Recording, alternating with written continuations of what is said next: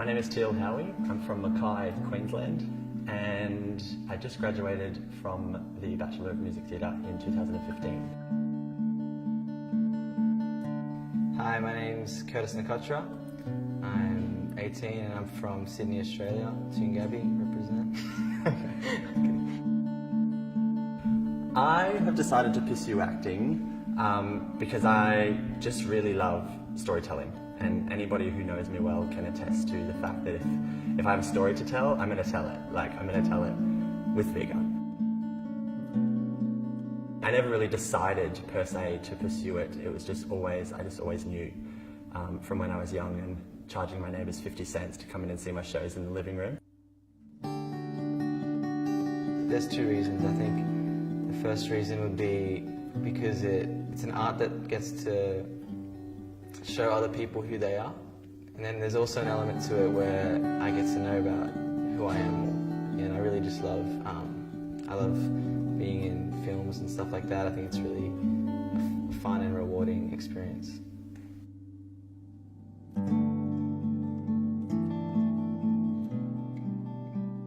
So I grew up with my brother, my older brother, and we used to make short films like just with iMovie and just playing around on our laptop, and we really enjoyed it. And so with my church that I currently attend, we've been making short films that have been airing on Foxtel. So that's probably been like my greatest experience, and just getting to work in lots of in different roles in short films. So I grew up with, the background of kind of early British American films, and with a love of performance, a love of story. One of the frustrations of actors is if they're not getting a continuity of work. So then it becomes, I need to get more known, I need to be more familiar and friendly with this casting director or that casting director, or I need to get a US manager or so forth, to be constantly looking for what they need. My kind of advice to actors would be to focus on the work rather than focusing on whether they're being noticed or recognised. Personally, it's been mostly about, it's all been in my head, and it's been getting out of my head and kind of just letting things happen. In terms of performing, just letting it happen naturally.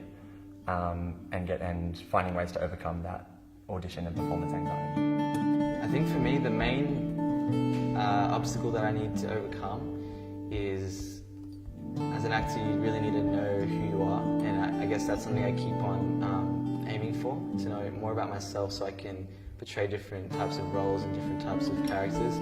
But then also for me, I really want to represent my beliefs and what I value in a really great way. I don't want to just say yes to anything that comes to me. I really want to choose my roles and opportunities wisely. So at the moment I don't rely on acting solely for my income. I currently work at the cinemas in a casual job, but I'm about to go on contract for 9 months, so it'll be nice to be able to say that I do rely on acting for a sole income for that short amount of time. But it's just one of those industries where it's kind of, you have to have that second source of income, because you're never going to be in the same place and in the same job for any more than weeks, months at a time. So it's intense, but it's exciting.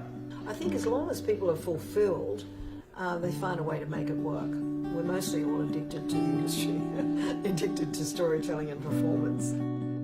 I think the lack of opportunity for Australian actors definitely comes from funding cuts. The recent government cuts have meant that people aren't paying actors properly. To me, you can do something for free as a favour, and there's great value in that. I was always told that as soon as you do something for cheap, it kind of devalues the work, and it devalues you as an actor, and it devalues the industry. Yeah, and then it's not a real profession. Like, you're not seeing nurses go out and do, save lives for half price. So why are we doing this work? Why are we doing our work and our creative work for half price?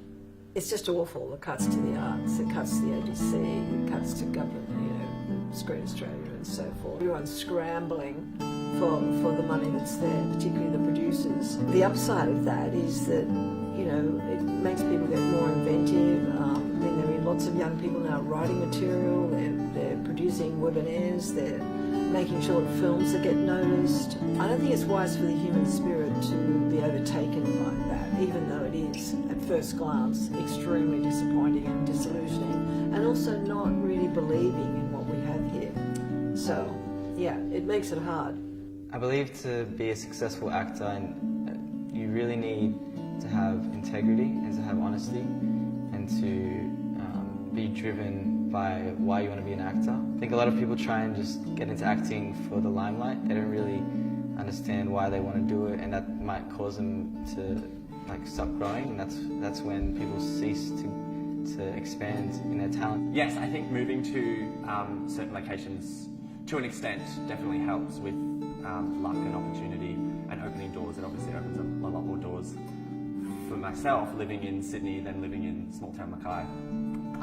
But in terms of overseas, I think even then, like the Australian industry is kind of going off at the moment, and it's exciting what's going down. So I want to stick around for that.